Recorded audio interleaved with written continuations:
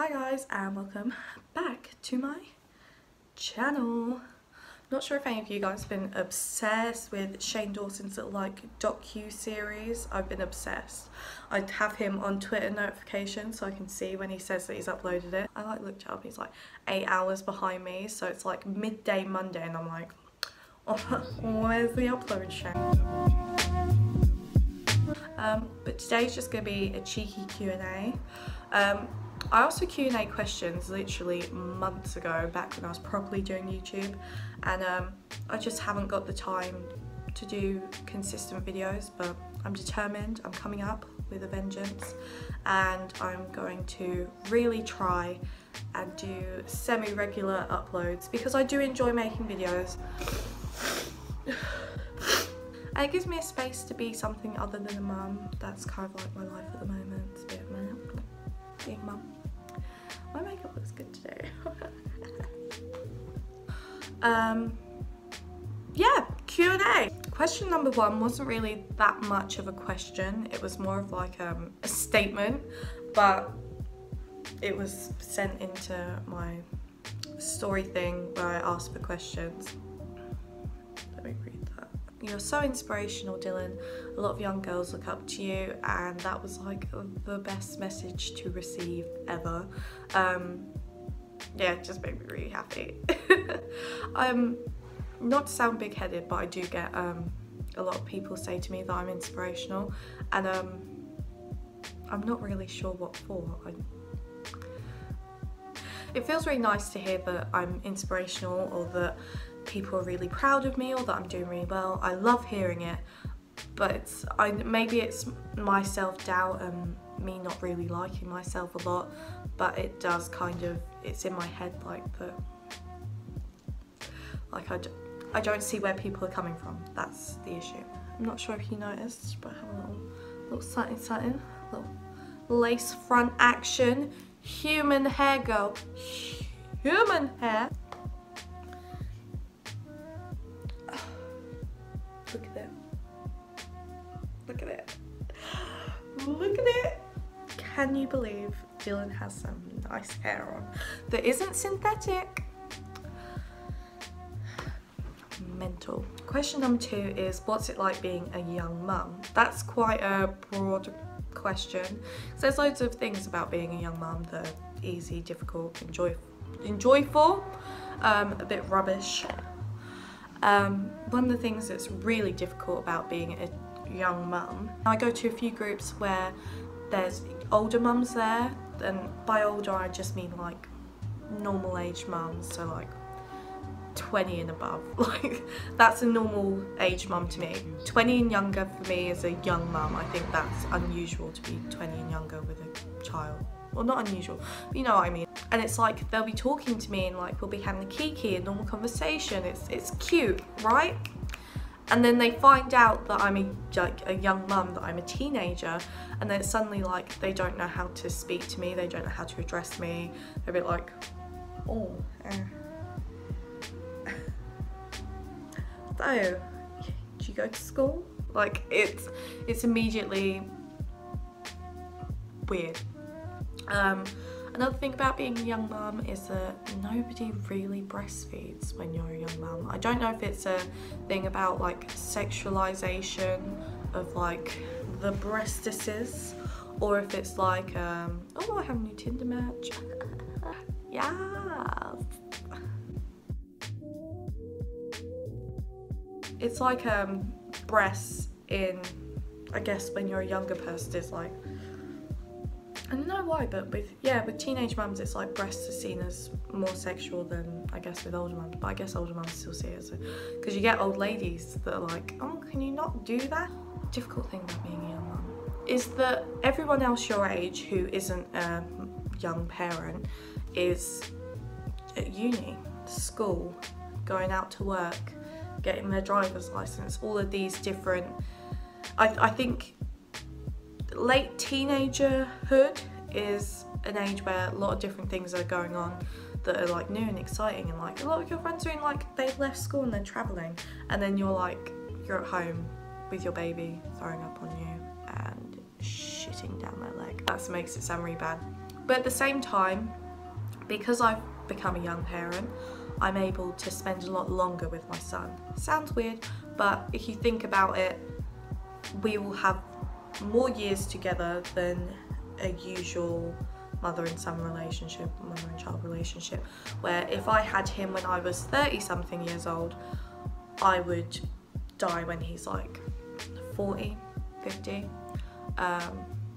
maybe, does that make sense? Yeah, 50, maybe even 60, you know, I could live to 100 maybe. Don't know. Another difficult thing about being a young mum is that everybody and their mother feels the need to give you advice when you don't need any. Like, not to toot my own horn or anything, but I do feel like I have pretty much everything figured out when it comes to me and my son and getting on with our lives. And then, you know, like even family members, still kind of, people in general still see you as a child taking care of a child, so they feel the need to tell you like, oh, you know, you should be doing this, and you're like, yeah, I know. Another one is, are you planning to go back to school? This is an interesting one. I was actually planning to go back to school this September, college. I want to become a midwife or a social worker. I'm not really sure on what yet, but I'll be doing a health and social care course, so it's kind of both things are covered, and as I go I'll see what I'm interested in as I grow older. I'm quite an indecisive person, so I feel like the best way to decide is to drop yourself right in it. But I think I'm leaning more towards midwifery. I think social work is it's a bit of a thankless career, isn't it? Everyone hates social workers. They're trying their best, they're just doing their job, and people just hate them. I guess it's difficult, isn't it? I was planning to go to school this September, and I had Elijah lined up for this nursery that was on the school campus, and it was all working out well, and I was going to like pump some milk, and I would like pop out in lunch and feed him and give him cuddles and hang out with him. But then it just got closer to the time and he was becoming more clingy, and he actually feeds more than he went through a stage of cluster feeding once he was born, and then he stopped cluster feeding. He was feeding like every 3 or 4 hours, and now he's kind of like feeding every hour, every 2 hours again. So he just loves his mummy milk, what can I say? Actually, that's a really shit excuse. Schools, and more specifically like groups of teenagers or big groups of young people, make me extremely anxious, and like I have panic attacks, and I am just like, I stop being able to function. Sounds really stupid, but yeah. So I've been going to an anxiety group, and I've been like doing CBT and talking to a psychotherapist, and just trying to sort out a way to where I can behave differently when I'm put in those stressful situations. I'm a bit like flight or fight, but I'm most definitely flight. I'm leaving. Bye. Went for an open day. It wasn't even that bad. I just turned up with the baby because they didn't tell me I couldn't bring the baby. They knew I had a baby. I don't know why they... But yeah, I turned up with the baby, and it was really awkward, and I got like sent away in front of loads of people, and it traumatized me, and I've been having flashbacks ever since. So I came home and like cried for 3 days. It was so embarrassing. So that's why I'm not going to school. I'll be going to school next September, fingers crossed. Next question is, it's not even a question, it says talk about breastfeeding. Where do I start? Breastfeeding, absolutely love it. 10 out of 10, would recommend. If any of you guys go on Reddit, I love the Reddit thing for breastfeeding. It's just breastfeeding, that's all it is, just /r/breastfeeding. I love seeing stuff on there. There's a lot of posts about mums with like 5-month-old babies that they started off bottle feeding, and then they tried to transition back into breastfeeding, and it took pumping, it took hand expressing excess milk, it took a lot of like coercing and like, yes, this does contain milk, and it's like, it doesn't, I want a bottle, and like, no, you want the booby. And then like after 5 months they're able to have mummy milk, and it's just, oh, I love seeing posts like that, because it is definitely very possible 9 times out of 10 to breastfeed. I feel like a lot of mums Like my mum, for example, I was labelled as a hungrier baby and I bit my mum's nipple and all of that stuff went on, and she was just told that maybe breastfeeding isn't for you, and in actual fact it's just because she didn't have the correct latch with me and I wasn't understanding how to get the milk out properly. Most mums can breastfeed and a lot of mums are told that they either just can't or it isn't for them, and I think you should really try and seek advice from a support group rather than just from a health visitor. I think my mum was told by a health visitor that breastfeeding just wasn't for her, and she got really upset about it. She saw me trying to breastfeed Elijah, and she worked out after watching and like seeing my journey with him that the reason she couldn't breastfeed me was actually because of an incorrect latch and not because anything to do with her. She was producing milk, completely normal. Where do you get your hair from? Right, so there's this website called afrostyling.com. They do mostly synthetic wigs. They do like beauty supply wigs. Don't really have any like beauty supply shops anywhere near where I live, because I live in a very white seaside town, so yeah, don't have any shit like that here. And the one that we do is ridiculously priced, and they don't have any wigs in number 2 or brown or anything like that. They just have like jet black wigs, and obviously as you can see I'm very white. I could not get away with a black wig. It would wash me out completely. I'd look like part of the Addams family. Really wouldn't be cute. I need whatever I can get to make myself look a little bit more brown, because as you can see I'm quite yellow. I don't know why I showed you the palm of my hands. Hello, yellow. But yeah, so afrostyling.com, they basically just sell beauty supply hair. Was where I got my hair from. My friend Eva, who has a YouTube channel, sent me this hair. It's from Diva's Wig. She'd probably look a lot nicer in this wig than I would. I don't know what the fuck I'm doing, but I can't tell if it's a pre-plucked hairline or she did it, but either way, it's a damn good job. And yeah, I love it. I love curly hair.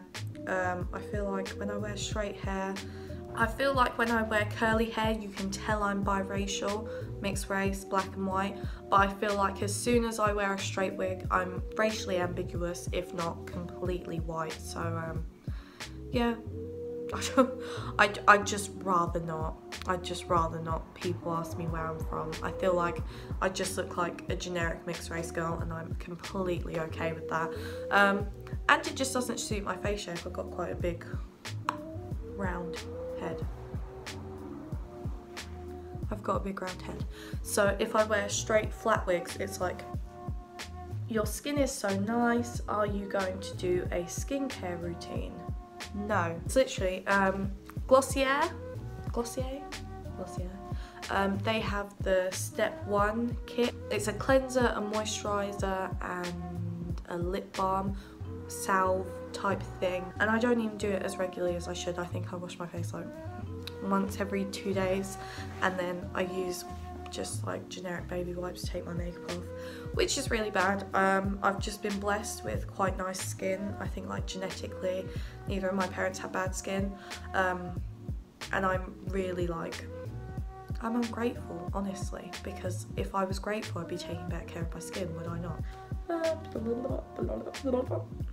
What do you wear for nursing? Nursing, I wear just general t-shirts that just come up and you pull it up and feed your baby. That's the easiest thing. If it's something that doesn't come apart at the waist, like a t-shirt that I can flip up, then I have something that I can pull down, or I have something that I can button down. Those are the 3 golden rules. I brought this little playsuit from ASOS, and it has like little buttons, and I was like, oh, that's so cute, little playsuit for the summer, and I can peek out of it. And then I got it and the buttons were fake. Didn't even unbutton. It was just a jumpsuit with just buttons on it. What is the point? Is it that hard to make it button down? It didn't even sit a way that it would be like, do you know sometimes they tailor things, like they sew the pockets shut to make sure it like hangs nicer? It didn't even hang nice, sweetie. It was boxy, had no shape, and the buttons were fake. And I'm mad. Do you have any tips on losing baby weight? No, because I'm still fat. Next. No, but seriously, before I was pregnant, I was a size 10. And then right before I started getting a bump, like you know, you get maternity size whatever. I was about a size 12, but then I had a bump, so I was getting maternity size 12. So stupid little me thought that I could get size 12 clothes to wear after I was pregnant. No, sweetie. I was in size 16 clothes. I've only just come back down to 14. I don't really feel that bad about my body. I did right after giving birth, but I think everyone does. I still have a saggy belly. I have a lot of stretch marks. I've had a baby though, and he's gorgeous, so it makes up for it, right? So that's it, I think. I didn't really get any other questions. I just got people messaging me that weren't questions, so I haven't really got anything else to say. I've said what I've had to say. Like it if you like it, dislike it if you don't. The baby's crying. Bye bye.